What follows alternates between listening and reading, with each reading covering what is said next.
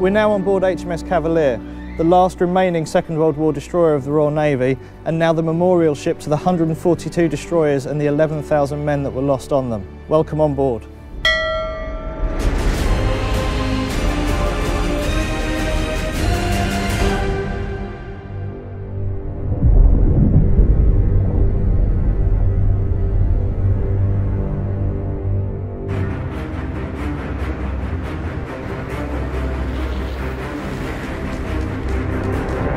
During World War II, destroyers became the most in-demand ship type in the British fleet.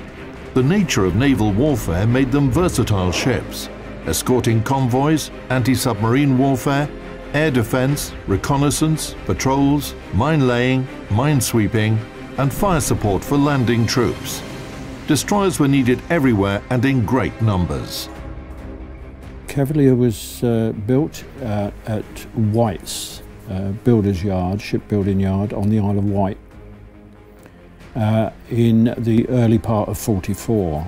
She was part welded, which was one of the first warships ever to be welded, and women were able to undertake this task because they it was a lighter work than the original riveting and hammering but because they couldn't trust the early welding, they only used it on the bow and the stern. The main structure of the ship was still riveted. During her building, the yard and the Isle of Wight suffered quite a few bombing raids from the Germans. What they did, these ships, all the new ships were being built all over the country, so that if one yard was bombed, then there were still others being built.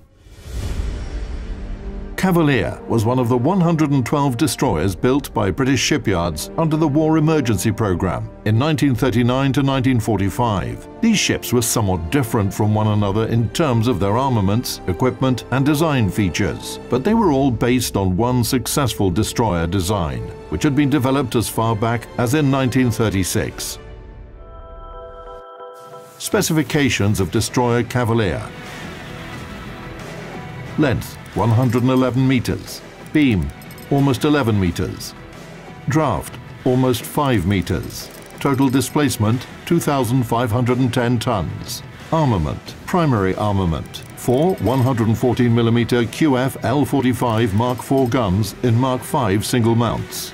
Anti-aircraft artillery: 1 Bofors L60 twin mount caliber 40mm, 2 twin and 1 single mounts with Oerlikon autocannons caliber 20mm, 2 quadruple Mark 8 torpedo tubes caliber 533mm. The destroyer's power plant consists of 2 Admiralty boilers and 2 Parsons steam turbines, power 40,000 HP. Maximum speed 32 knots. Cruising range 3,900 miles at 20 knots.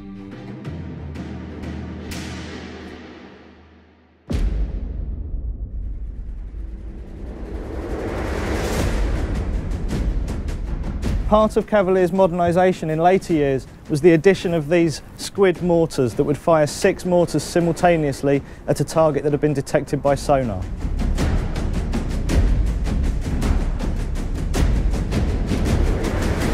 As well as more modern anti-submarine weapons with the squid mortar, HMS Cavalier was also modernised in her later life to include anti-aircraft missiles, the Seacat, which were fired from a seating position just in front of the launcher.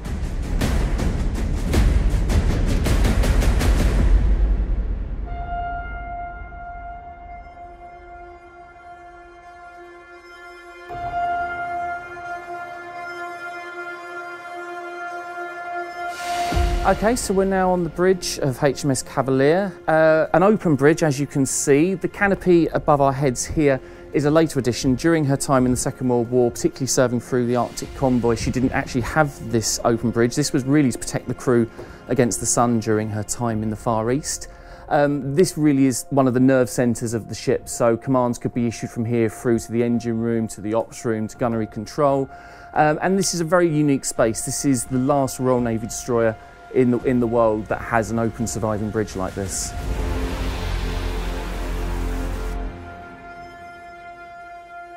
We're now in the midships area of HMS Cavalier, now an open space. This space has been used to transport vehicles, Land Rovers, troops, any other equipment that's been required. Going back to her time during the Second World War, she was actually equipped with 8 21-inch Mark 8 torpedo tubes. They were removed towards the end of the 50s in favour of the squid system, which you can now see at the aft end of the ship.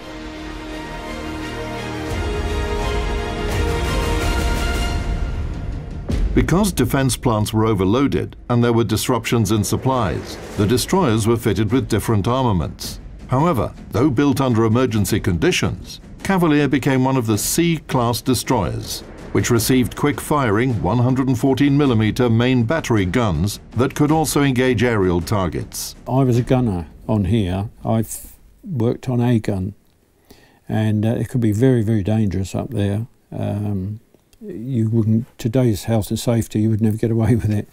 But the guns were hand-loaded, the shells were very heavy, and the seas, if the sea was coming over, we could have water running over our feet, you know, waves coming over the gun and whatever. When it was really bad, you couldn't fight the gun, you had to come away from that, you couldn't.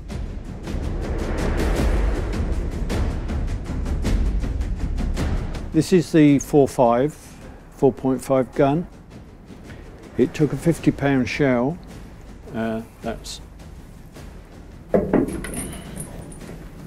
this one here. The cartridge weighed about 18 pounds. The shell and the cartridge were loaded into this tray.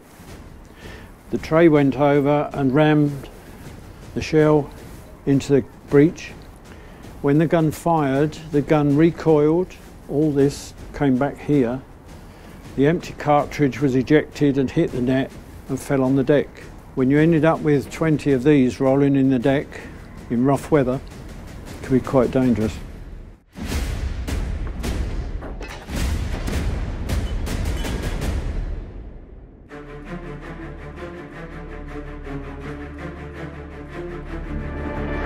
HMS Cavalier made her combat debut in November 1944. The destroyer participated in operations near the coast of Norway, and in February 1945 she escorted convoy R73, which was coming from Murmansk. During the cruise, Cavalier entered a violent storm, was seriously damaged, and it was a miracle that she reached home. For this mission, Cavalier was decorated with the Arctic 1945 Battle Honour. I spent 3 days in a typhoon off the Philippines, and it is so bad that all you can do is hang on, especially up the front end of the ship. As the ship dives under a wave, she stops and then shudders out, up out the next wave, and then over the top of the next one, and you've got waves 60 or 80 foot high you're going into. And you have to arrange your movement around the ship.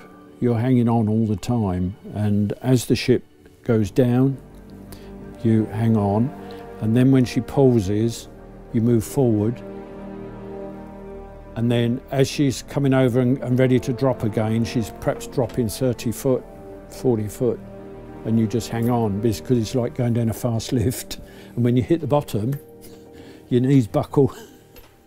It's pretty horrendous to be living under those conditions. Very bad conditions. I wouldn't want to go through it again. And during the war, they had the added fear that if they were attacked and damaged or sunk, they wouldn't survive more than a couple of minutes in the sea.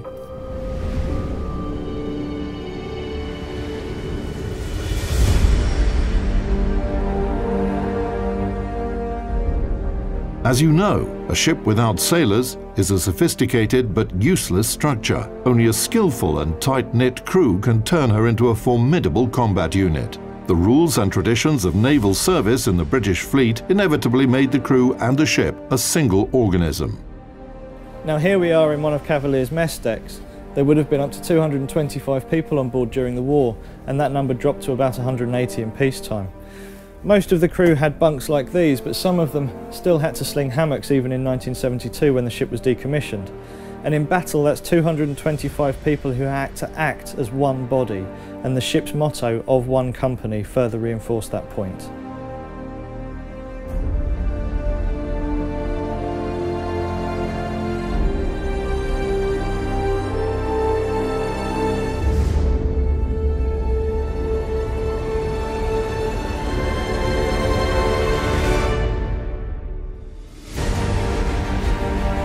Cavalier sailed on her last combat missions during World War II in the western approaches of the British Isles, escorting famous cruise liners, Queen Mary, Queen Elizabeth, and Aquitania.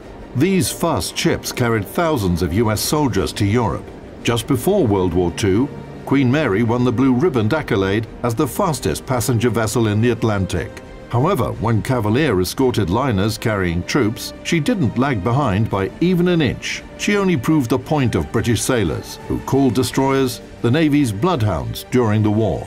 In 1971, Cavalier reaffirmed this nickname in the best manner possible. On July the 6th, Cavalier and another Royal Navy ship, frigate Rapid, put to sea.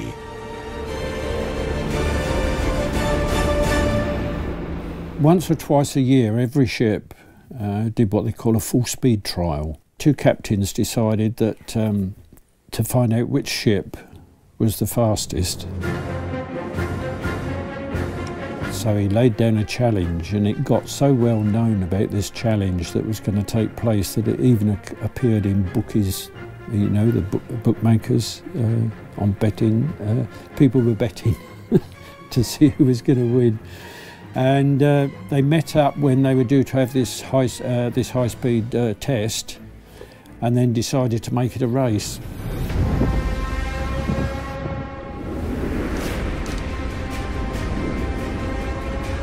They were almost neck and neck, because the Rapid was almost identical to this to the Cavalier. She was the same hull design, wartime built, same age, but she had been converted to a lighter frigate.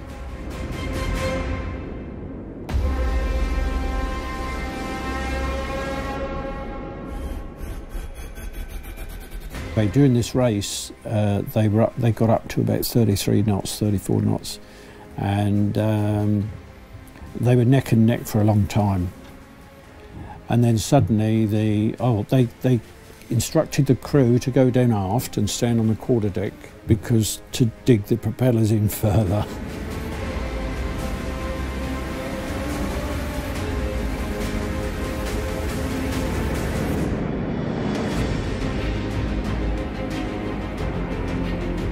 They were still neck and neck towards the end of the race, but the Rapid then blew a safety valve. She blew this valve and lost some of her power, and Cavalier just managed to creep ahead of her, only by about 20 yards. You know, about 18 metres, I think it was, something like that. But she won anyway.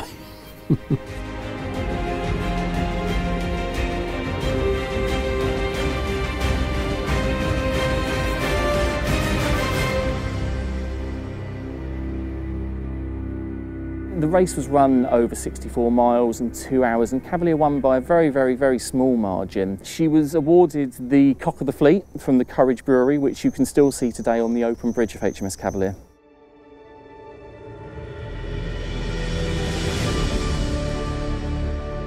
By the time Cavalier immortalised her name in the race against Rapid, she had already served in the Royal Navy for 27 years. In the mid-1950s, the destroyer underwent modernisation. In the 1950s and 1960s, she mostly served in Southeast Asia and the Middle East, taking part in the events that reshaped the political landscape in these regions. In 1972, the destroyer was decommissioned and could have met the end of her career at a scrapping yard. However, for the British people, the Navy is more than just a military branch. That's why it was a matter of national honour to preserve the last destroyer of World War II. Following a very long campaign to save HMS Cavalier, she actually arrived here in Chatham in 1999, is now berthed in number 2 dock here at the historic dockyard Chatham. But the dock itself has a very interesting history in its own right. It's actually the dock that HMS Victory was launched from in 1765, obviously famous for Admiral Lord Nelson and the Battle of Trafalgar.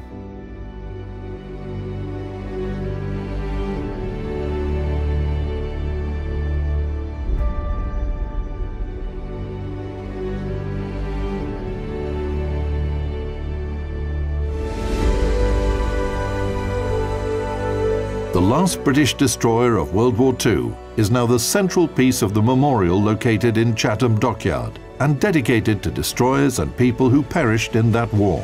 Cavalier is permanently berthed near the monument, upon which, in a twist of fate, she is not mentioned. She survived and now preserves the memory of those who did not return home.